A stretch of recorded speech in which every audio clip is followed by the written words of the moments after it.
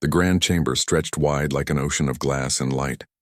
Day One stood at the center, alone on a platform that floated above the floor. Around him, thousands of aliens sat in circles that rose higher and higher toward the ceiling. Their eyes watched him. Some glowed. Some reflected light like mirrors. Some had no eyes at all but still watched. He was not afraid. Fear was for people who had something to lose. Humanity had already lost the moment they were called here. Behind him stood Captain Hyejin in her dark blue uniform. Her face showed nothing, but Day One knew her well. She was angry. Her hand rested near her sidearm, even though weapons meant nothing here. The Council had shields, guards, and weapons that could turn a person to dust before they blinked. High Arbiter Velthar rose from the tallest seat. The creature looked like a mountain made of crystal. Light passed through its body and created rainbows on the walls. When it spoke, the voice came from everywhere at once. "Ambassador Day One of Earth," the Arbiter said, "you stand accused of violations against the Galactic Treaty. How do you answer?" Day One took a breath. "What violations?" A new voice cut through the chamber. "Do not play ignorant, human." Counselor Raxman stepped forward from his seat. The alien looked like an insect standing on two legs, covered in hard plates that clicked when he moved. "Your species has entered forbidden zones. You have built military stations in neutral space. You refuse to share your technology.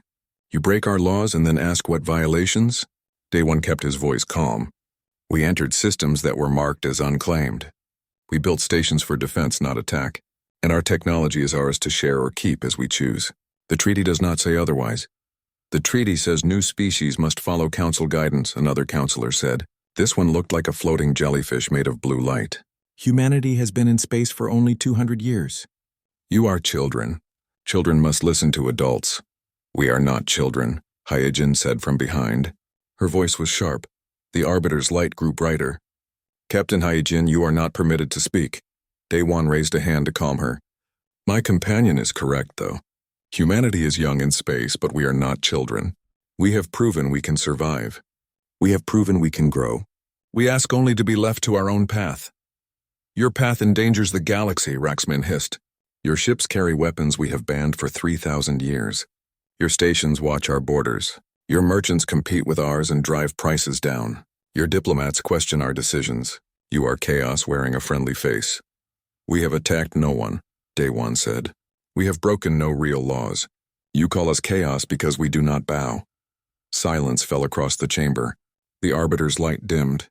"That is the problem, Ambassador. You do not bow. Every species that joins the galactic community learns to cooperate. They learn to follow the rules that have kept peace for millennia. But humans refuse. You push, you question. You demand to be treated as equals when you have not earned that right." "We were born equal," Day One said quietly. "We do not need to earn what we already have." More counselors spoke then. They talked about human ships in their space, about human miners taking resources, about human traders offering better prices and stealing business, about human scientists who would not share their discoveries.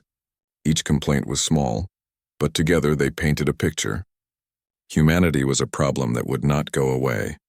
Day One defended his species with careful words. He spoke of peaceful intentions. He reminded them that humans had helped fight pirates, that human doctors had cured diseases, that human engineers had fixed broken stations, but he saw the truth in their eyes. They had already decided. The Arbiter finally raised one massive arm. "The Council has heard enough. We will vote." Lights appeared above each counselor. Green for accepting humanity, red for rejecting them. The lights began to glow. Day One counted them as they appeared. 1 green, 2 green, 3 green, but the red lights came faster.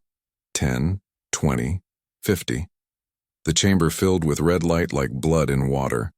When the counting finished, the result was clear. 473 red lights. 62 green lights. "The vote is decided," the Arbiter declared. "Humanity is hereby expelled from galactic space. You have 60 days to remove all human presence beyond your home system. Any human vessel found outside the Sol system after that deadline will be destroyed without warning. This is the judgment of the Council." Hyejin made a sound like a trapped animal. Her hand closed into a fist. Day One touched her shoulder gently. "Not here," he whispered. The Arbiter continued. "You are given this mercy because you have not yet committed violence. But the Council's patience is ended. Humanity will remain in its home system. You will not expand. You will not interfere. If you accept these terms peacefully, you will be left alone. If you resist, you will be removed by force. Daewon bowed his head. Not in submission, but in acknowledgement. We understand. Then this session is concluded. Depart in peace, Ambassador. Return to your people and deliver our judgment. The platform lowered to the floor. Daewon and Heejin walked toward the exit. The counselors watched them leave. Some looked satisfied. Some looked relieved. Raxman looked pleased. His insect face twisted in what might have been a smile. The doors closed behind them with a sound like thunder. The corridor outside was empty and cold. Their footsteps echoed on the metal floor. Neither spoke for a long time. Finally, Heejin broke the silence. What now? Daewon walked a few more steps before answering. His face was calm, but his eyes were hard. Now we prepare. Prepare for what? He stopped and turned to face her. For what comes next? They think they can cage humanity. They think we will accept their judgment and hide in our home system like frightened animals. They are wrong. You want to fight them? Heejin asked. Her hand moved toward her sidearm again. No, Daewon said. Fighting them would be playing their game. We will play a different game. One they do not know exists. I do not understand. Daewon smiled for the first time that day. It was not a happy smile. You will. Send a message to Admiral Tae-Yang. Tell him to activate Protocol Exodus. Tell him we have 60 days to disappear. And tell him that when we are done, the galaxy will learn that humanity does not ask for permission. Heejin looked at him for a long moment. Then she nodded and pulled out her communicator. As she spoke quietly into the device, Daewon looked back at the closed doors of the council chamber. They think they have won, he said softly. They have no idea what they have just done. They did not cage humanity today. They set us free. He turned and walked away, his footsteps steady and sure. Behind him, the grand chamber stood silent, filled with counselors who believed they had solved a problem. They would learn the truth soon enough. Humanity had been exiled by the council. But in that exile, humanity would carve its own destiny, and nothing in the galaxy would stop them. Admiral Tae-Yang stood in the command center deep below the surface of Earth. Screens covered every wall, showing hundreds of human ships scattered across the galaxy. Each screen showed a different colony, a different station, a different piece of humanity that now had to come home. 3 weeks since the judgment, Director Jiwoo said beside him. She looked tired. Dark circles shadowed her eyes. We are on schedule, but the people are afraid. Let them be afraid, Tae-Yang replied. Fear keeps them moving. He touched a control and one screen grew larger. It showed New Haven, the furthest human colony from Earth. Ships surrounded the planet like bees around a hive. They were loading people, equipment, everything they could carry. How is Governor Sung-ho handling the evacuation? Jiwoo asked. He is doing what needs to be done, Tae-Yang said, though he is not happy about it. On New Haven, Governor Sung-ho walked through empty streets. The colony had been home to 50,000 people just days ago. Now only a few hundred remained, preparing the final evacuation. Buildings stood silent. Parks lay abandoned. Children's toys sat forgotten on playgrounds. Lieutenant Bo-Ra approached him with a tablet. She was young, barely 25, and this was her first real crisis. Governor, we have a problem. What kind of problem? Sensors detected ships following our evacuation convoy. Creathian vessels.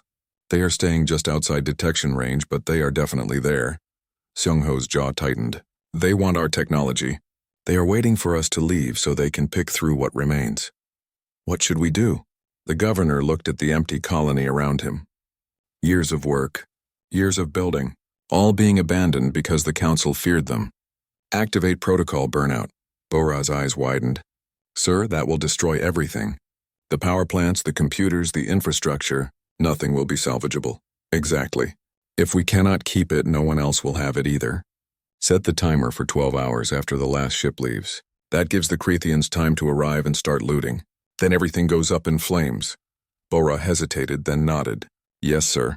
Across the galaxy, similar scenes played out on dozens of human worlds. Colonies that took decades to build were emptied in weeks. Space stations that served as homes for thousands were abandoned. Research bases, mining facilities, trading posts, all were recalled. The other species watched with mixed feelings. Some felt satisfaction. The humans were finally being put in their place. Others felt uncertainty. Human traders had offered good prices. Human doctors had shared medical advances. Human peacekeepers had kept pirates away. Now all of that was ending. But careful observers noticed something strange. The human ships were not just leaving. They were taking everything with them.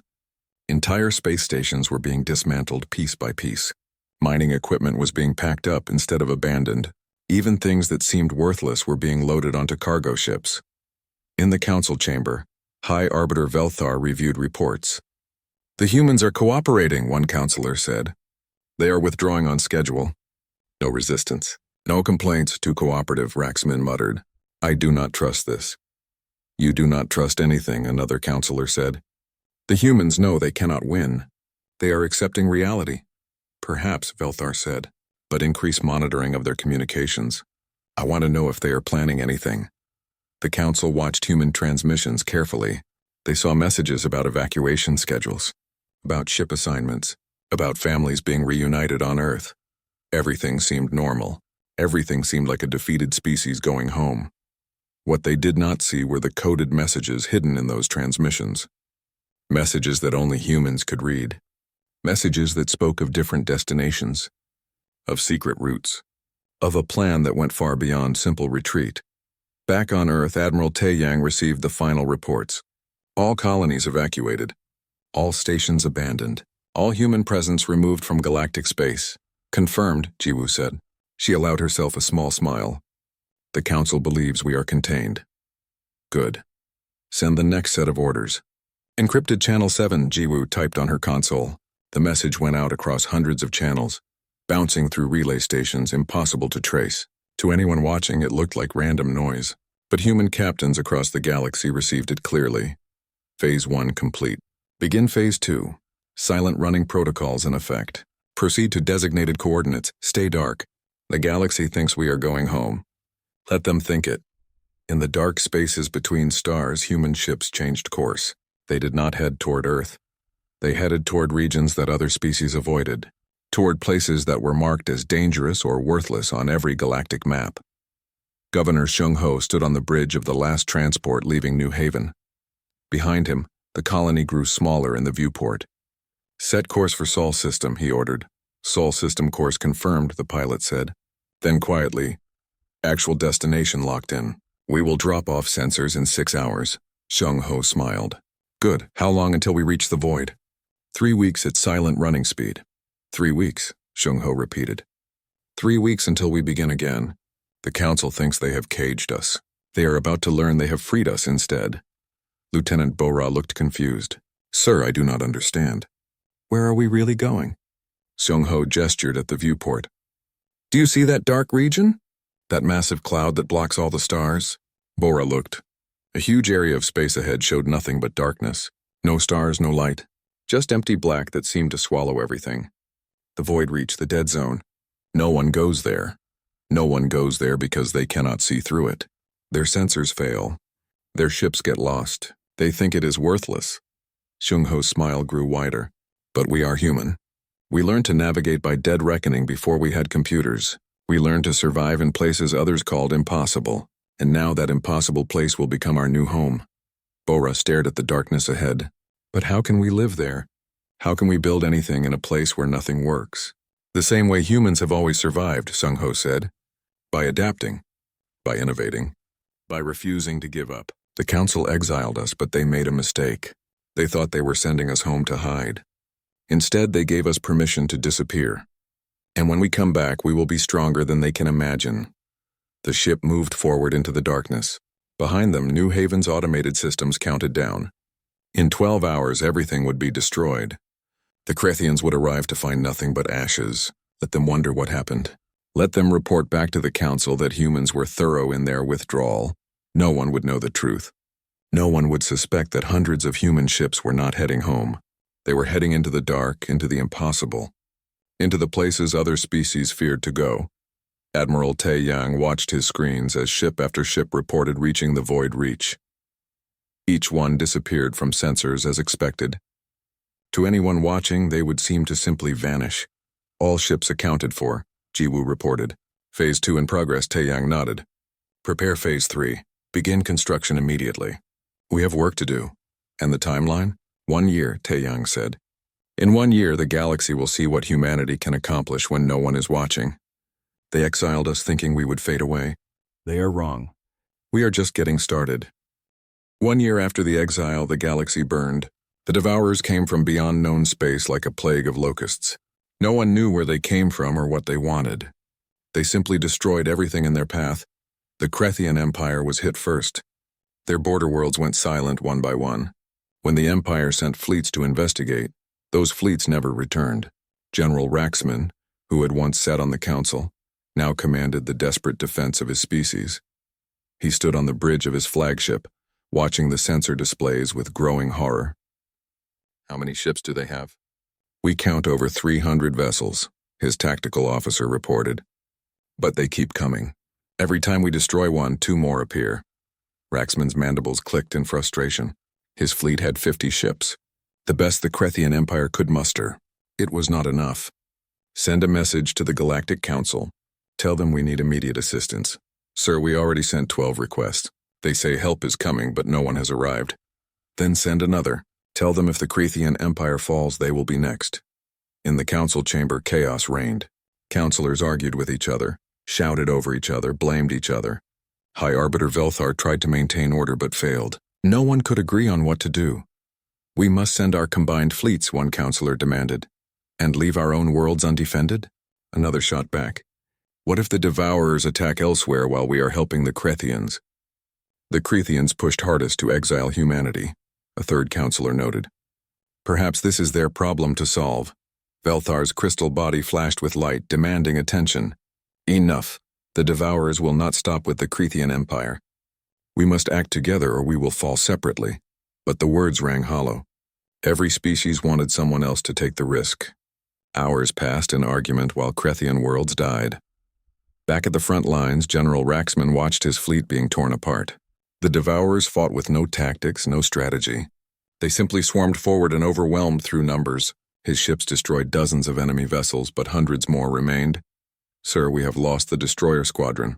The carrier group is requesting permission to retreat. Retreat denied. If we fall back, they will reach our colony worlds, but sir, we cannot hold. We need reinforcements that are not coming. Raxman knew the officer was right. This was the end.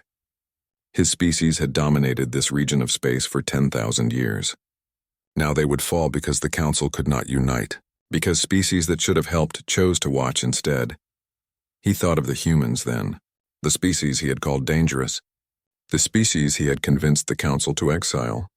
The humans had always responded to calls for help before, but they were gone now, locked away in their home system. Even if they wanted to help, they could not reach the battle in time. All ships prepare for final stand, Raxman ordered. We will make them pay for every world they take. The Krethian fleet formed up for a suicide charge. They would buy time for refugees to escape, time for some of their people to survive. Then sensors started screaming. New contacts, hundreds of them, appearing out of nowhere right in the middle of the battlefield. Where did they come from? The tactical officer shouted. Unknown. They just appeared. No warp signatures, no warning. Raxman stared at the display. The new ships were like nothing he had ever seen. Sleek and dark, moving through space like sharks through water. They used the nearby nebula gas as cover, appearing and disappearing from sensors. Are they more Devourers? No, sir, they are engaging the Devourers. They are destroying them. It was true. The mysterious fleet tore through the Devourer swarm with terrifying efficiency. Their weapons fired continuously without overheating. Their shields absorbed hits that would have destroyed normal ships. They moved in perfect coordination, targeting enemy weak points with surgical precision. In minutes, 100 Devourer ships were destroyed. In half an hour, the swarm was broken. The remaining Devourers tried to flee, but the mysterious ships hunted them down without mercy. Sir, we are receiving a transmission. All frequencies, broadcasting to the entire galaxy. Put it on screen. A human face appeared. Raxman recognized him immediately. Ambassador Day 1, the same human who had stood before the council a year ago. But he looked different now, more confident, more powerful. Greetings, General Raxman, Day 1 said. It seems you require assistance. Raxman could barely speak. Human, but how? You were exiled.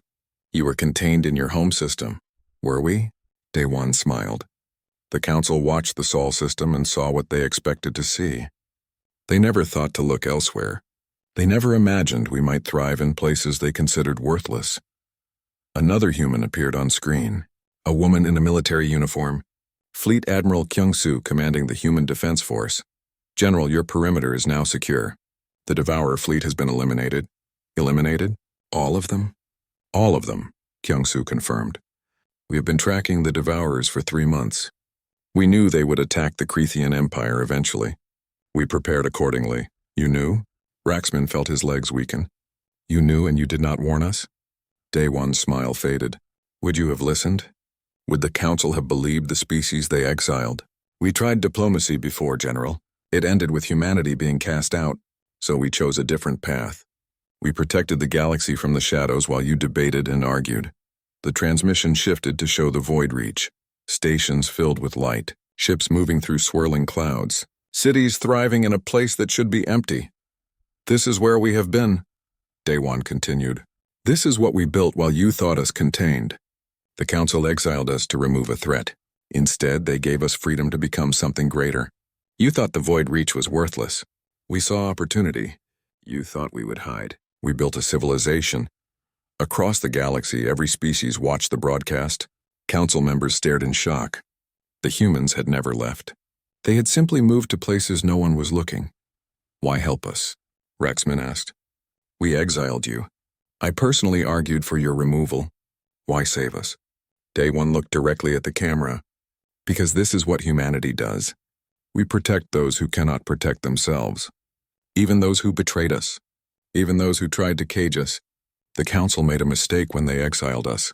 They thought they were removing a threat. They were actually removing their guardians. Admiral Kyung-soo spoke again. General, we are sending medical supplies and repair teams to your damaged ships. The Devourers are defeated here, but they have other fleets. We will deal with them. You focus on recovering. I do not understand, Raxmin said. Why be so generous to enemies? Because you are not our enemies, Day One replied. You never were. You were afraid of us. That fear made you push us away. But fear is not a crime, and we will not punish you for it. Instead, we offer a new beginning, not as subjects to the council, not as exiles, but as equals. The transmission ended. Raxman stood silent on his bridge. Around him, his crew stared at screens showing human ships patrolling the area, protecting Crethean worlds, ships that should not exist, a fleet built in secret, a civilization hidden in plain sight. The council had exiled humanity. They had thought themselves wise. They had believed they were preventing danger. Instead, they had unleashed it, but not in the way they feared. They had unleashed humanity's true potential, and the galaxy would never be the same. 6 months had passed since humanity was exiled. The Galactic Council believed humans were safely contained in their home system. Council monitors watched the Sol system carefully and saw what they expected. Human ships moving between planets, trade continuing as normal, life going on in a small corner of space. But the galaxy was changing in ways the Council did not expect. Trade routes that humans once protected saw more pirate attacks. Border disputes that human diplomats once resolved now turned into small wars. Species that relied on human medical technology found themselves struggling with diseases again. Perhaps we were too hasty, one counselor suggested during a meeting. Raxman hissed in response. Nonsense. The humans were a threat. These problems will solve themselves. High Arbiter Velthar said nothing, but sometimes wondered if the counselor was right. Still, the decision was made. Humanity was contained. That was what mattered. Deep in the void reach, a very different story was unfolding. The massive nebula stretched across thousands of light years, filled with dust, gas, and radiation that blocked all sensors. Other species called it the dead zone. They avoided it completely, but humans called it home. Commander Yoon Seo stood on the observation deck of Haven Station, looking out at the swirling clouds of purple and orange gas. She had been the first to arrive here 6 months ago with a small fleet. Now dozens of stations floated in the nebula, and the population was growing every day. Report, she said to Chief Engineer Dong Min, who stood beside her with a tablet. Colony 3 is complete. They are starting farms now. Colony 5 has begun mining operations. We have found more of those strange crystals that Dr. Misun is so excited about. Yun Seo smiled. How many people now? 200,000 across all stations and colonies. More arriving every week through the safe routes. 200,000, Yun Seo repeated. That is already more than we had in all our old colonies combined. And the Council thinks we are hiding on Earth. Dongmin grinned. They never could understand human determination. They think this nebula is impossible to live in, but we have made it work. Our ships navigate by mapping gravity wells. Our stations use the radiation for power. What they saw as worthless, we saw as opportunity. A chime sounded. Commander, Dr. Misun requests your presence in the research lab. She says it is urgent. Yun Seo and Dongmin made their way through the station. The corridors were busy with people. Engineers, scientists, families, children. Everyone had a purpose. Everyone was building something new. The research lab was filled with equipment and screens showing data. Dr. Misun stood at the center, her eyes bright with excitement. She was young for a chief scientist, only 32, but brilliant. You need to see this, Misun said, holding up a crystal. It glowed faintly with blue light. These crystals are everywhere in the nebula. We thought they were just pretty rocks. But they are so much more, and what do they do? Yun Seo asked. They store energy at a rate 10 times better than anything we have ever seen, and they can channel power without losing efficiency. Do you know what this means? Dongmin's eyes went wide. We can build weapons that do not overheat, shields that last longer, engines that run at full power indefinitely. Exactly, Misun said. And there is more. The nebula hides these crystals from normal sensors. Other species have been coming here for thousands of years and never found them, because their technology could not see through the interference. But human sensors work differently. We can see what they cannot. Yun Seo took the crystal and held it up to the light. How many of these can we harvest? Millions. Maybe billions. This nebula is full of them. The three of them looked at each other. Without saying a word, they understood. The Council had exiled humanity to remove a threat. Instead, they had given humanity access to resources that would make them stronger than any species in the galaxy. Later that day, scout pilot Jae Hwan returned from a long-range exploration mission. He looked tired but excited. Commander, you need to see my navigation data. Yun Seo brought him to the command center. He pulled up a star chart on the main screen. The void reach was shown as a dark blob covering a huge area of space. I found something incredible, Jae Hwan said. The nebula is not just a dead zone. It has natural wormholes. Dozens of them. They are unstable and move around, which is why other species never mapped them. But with our new navigation systems, we can predict where they will appear. Wormholes to where? Yun Seo asked. Jae Hwan smiled and expanded the chart. Red dots appeared across the entire galaxy. Everywhere. These wormholes connect the void reach to nearly every major region of space. We can travel from here to anywhere in days instead of months, and no one else knows these routes exist. Silence filled the command center. Everyone understood what this meant. Humanity was not trapped. They had access to the entire galaxy through secret paths. They could move freely while remaining invisible. The Council thinks they locked us in a cage, Dongmin said quietly. But they actually gave us the keys to every door in the galaxy. Yun Seo activated her communicator. Get me Admiral Taeyang on Earth, Priority 1. The connection took a few minutes. When Taeyang's face appeared on screen, Yun Seo wasted no time. Admiral, Phase 3 has exceeded all expectations. We have discovered resources that will change everything, and we have found routes that give us access to the entire galaxy without detection. Taeyang leaned forward. Can you quantify our capabilities? Our population is already greater than before the exile. Our technology is advancing faster than predicted, and we can move anywhere we want without being seen. In 6 months, we have built a civilization that rivals what took us decades before. A smile crossed Taeyang's face. Then it is time. Begin Phase 4. Start ship construction. Use those crystals Dr. Misun found. Build a fleet unlike anything the galaxy has seen. But stay hidden. Let the Council continue believing we are contained. Understood. What is the target timeline? 6 more months. In 1 year total, humanity will reveal itself. But not as the defeated species the Council remembers. We will return as something they cannot ignore and cannot stop. The transmission ended. Yun Seo turned to her crew. You heard the Admiral. We have 6 months. Dongmin, I want shipyards built in every sector of the nebula. Misun, maximize crystal harvesting. Jaehuan, map every wormhole you can find. We are going to build a fleet that will shock the galaxy. Work began immediately. Thousands of humans labored in the hidden depths of the Void Reach. Shipyards appeared where nothing should be able to exist. Factories processed materials at incredible speed. Scientists unlocked the secrets of the crystals and built weapons and shields beyond anything seen before. Ships took shape in the darkness.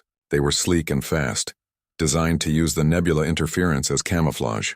They carried weapons powered by the crystals, capable of sustained fire that would drain normal power sources in seconds. They had shields that could absorb damage that would destroy other vessels. And most importantly, they were completely invisible to Council sensors. The same interference that made the Void Reach seem worthless also made human ships undetectable. Months passed. The Galactic Council continued their meetings, dealing with the problems that had grown since humanity was exiled. They never looked toward the Void Reach. Why would they? It was empty, worthless, dead. But in that supposedly dead zone, humanity thrived. Children played in parks built inside stations. Families grew food in hydroponic gardens. Engineers designed new technologies. Scientists made breakthrough after breakthrough. And slowly, ship by ship, a fleet grew in the darkness. Commander Yoon Seo stood on her observation deck one final time before the fleet launched. The nebula stretched endlessly in every direction, beautiful and deadly. It had become home. We were exiled here, she said to Dongmin. They meant it as punishment. But we turned it into opportunity. That is what humanity does. We take the impossible and make it possible. What happens now? Dongmin asked. Yoon Seo smiled. Now we wait for the right moment. The galaxy will need us soon. And when they do, they will learn that humanity cannot be caged. They will learn that we carved our own destiny in the dark. And they will learn that exiling us was the worst mistake the Council ever made. The Galactic Council met an emergency session. The chamber that once held thousands now felt small and quiet. Every counselor knew why they were there. They had to address the humans. Again. But this time was different. This time, humanity was not asking for permission. They were not begging to be accepted. They were demonstrating power that made every species in the galaxy nervous. High Arbiter Velthar spoke first. The human question must be resolved. They saved the Crethean Empire. They destroyed the Devourers. They have proven their fleet is more advanced than anything we possess. We can no longer ignore them. Ignore them? One counselor said. We exiled them. We told them to stay away, and they did not listen. They saved millions of lives, another counselor argued. Would you prefer the Crethians were destroyed? I would prefer humans followed our laws. General Raxman stood. The once proud warrior looked humbled. His species owed their survival to the humans he had tried to exile. Perhaps we made a mistake. The chamber went silent. Raxman never admitted mistakes. The humans did not break our laws, he continued. They left galactic space as ordered. What they did in the Void Reach is not our concern. That region is unclaimed, unwanted. They had every right to settle there. And when danger came, they chose to help us despite our treatment of them. That shows character. They built a military fleet in secret. Someone protested. A fleet that saved us, Raxman countered. A fleet they could have used to take revenge. But they did not. They used it to protect. Before more arguments could begin, every screen in the chamber activated. Ambassador Daewon appeared, standing in what looked like a massive command center. Behind him, humans worked at stations, monitoring systems across the galaxy. Members of the Galactic Council, Daewon said, I am requesting permission to address you. Velthar hesitated, then nodded. Speak, Ambassador. Thank you. I will be brief. Humanity has no desire for conflict with the Council. We never did. 1 year ago you exiled us because you feared what we might become. That fear was not entirely unjustified. We are different. We challenge old ways. We refuse to accept limits others take for granted. The image shifted to show the Void Reach colonies. Cities glowed in the darkness. Ships moved through nebula clouds. Farms grew food in conditions that should be impossible. Children played in parks built inside stations. This is what we built in exile, Daewon continued. Not weapons of war, not machines of conquest. We built homes. We built lives. Yes, we also built a defensive fleet, but that fleet exists to protect, not to attack. You have seen what it can do. We could have used it against you. We chose to use it for you instead. A new human appeared on screen. She was older with gray hair and kind eyes. I am Prime Minister HFY of the United Human Territories. I speak for all humans in the Void Reach and beyond. We wish to rejoin galactic society, but not as we were before. Several counselors shifted nervously. What do you mean? Velthar asked. We will not be bound by laws designed to limit us, HFY said firmly but not angrily. We will not ask permission to explore.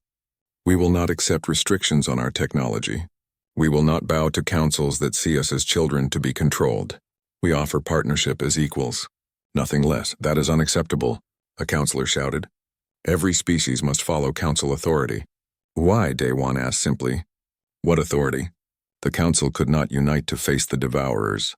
Individual species refused to help each other. We watched from the void as you argued while worlds burned. Where was your authority then? The words stung because they were true. The council had failed when it mattered most. We do not seek to replace the council, HFY added. We seek to work with you, to help when help is needed, to trade freely, to share knowledge on our terms, to defend those who cannot defend themselves. But we will do this as partners, not subjects. And if we refuse? Velthar asked quietly. Then we remain in the Void Reach, Day1 said. We will continue to grow. We will continue to thrive. And when the next crisis comes, we will help anyway, because that is what humanity does. But we will not pretend to follow laws we had no part in making. We will not limit ourselves to satisfy your fear. Silence filled the chamber. Counselors looked at each other uncertain. They had exiled humanity expecting submission. Instead, humanity had become stronger. Now they were offering terms instead of begging for acceptance. Raxman stood again. I propose we accept their terms. Shock rippled through the chamber. You? Someone asked. You argued most strongly for their exile. Yes, Raxman said. And I was wrong. I feared humanity because they were different. Because they challenged us. But difference is not danger. Challenge is not threat. The humans proved this when they saved my species. They owed us nothing. We had cast them out. Yet they came anyway. That is the action of allies, not enemies. More counselors began to speak in support. Not all, but enough. The tide was turning. Velthar raised an arm for silence. Very well. We will vote. Should humanity be accepted as equal partners in galactic society, free from the restrictions placed on new species? The lights appeared again. Green for yes. Red for no. This time the result was different. Green lights filled the chamber. Not all of them. Some species still feared humanity, but the majority had changed their minds. When the count finished, it was clear. 412 green, 123 red. The vote is decided, Velthar announced. Humanity is accepted as equal partners. Welcome back, Ambassador Day1. Welcome back, Prime Minister HFY. HFY bowed her head respectfully. Thank you. We will prove your trust is not misplaced. The transmission ended. In the council chamber, counselors began to file out. Some looked relieved. Some looked worried. All knew that something fundamental had changed. In the Void Reach, celebrations erupted. Humans cheered in streets and stations. They had done it. They had carved their own path and forced the galaxy to recognize them. Commander Yun Seo stood on her observation deck, watching the celebrations. Chief Engineer Dong Min joined her with 2 cups of tea. We won, he said. We survived, Yun Seo corrected. Winning implies there was a competition. We simply refused to be erased. What happens now? Now we show them what humanity can really do, Yun Seo said. We will explore. We will build. We will help those who need help. And we will never ever accept being caged again. Months passed. Human ships appeared openly across the galaxy. The emblem they carried showed a lone star breaking free from chains. With ancient words beneath, Per aspera ad astra, through hardship to the stars. Young aliens traveled to the Void Reach to study at human universities. They learned engineering from Dong Min, navigation from Jae Hwan, xenobiology from Misun. They learned how humans turned impossible situations into opportunities. Trade flourished. Human merchants offered competitive prices and fair deals. Human doctors shared medical advances. Human peacekeepers helped resolve disputes before they became wars. And when the devourers attacked again in a different sector, human fleets arrived within hours through their secret wormhole network. They fought alongside council forces. Together they drove the threat back. Ambassador Day1 stood before the council once more, but this time as an equal. Members of the Council, humanity commits to defending this galaxy. Not because you order it, not because we seek power, but because it is right. We were exiled by this council. That exile could have destroyed us. Instead, it freed us to discover our true potential. He looked around at the faces watching him. Some friendly, some neutral, some still suspicious, but all listening. You tried to cage humanity, he continued. You failed. Not because we are stronger, though our fleet is powerful.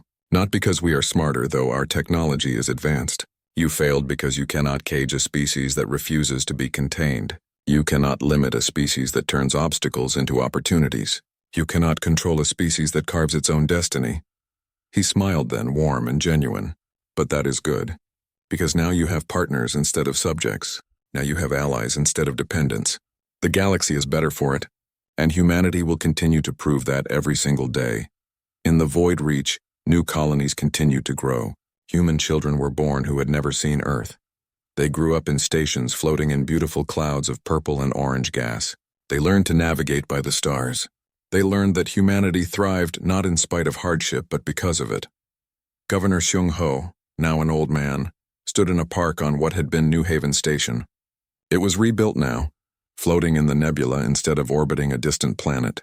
Young humans and aliens played together on the grass. Lieutenant Bora, now a captain, joined him. "Do you ever regret it?" she asked. "Leaving our old colony?" "Never," Sung Ho said. "That colony was good. But this is better. We were exiled and told to hide. Instead, we built something greater than we ever imagined possible. The council thought they were punishing us. They gave us the greatest gift they could. Freedom."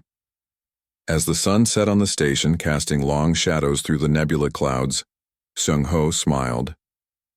Humanity had been exiled by the council. They had been cast out and told to disappear. But instead of fading away, they had blazed brighter than ever. They had carved their own destiny among the stars, and nothing would ever take that away from them again.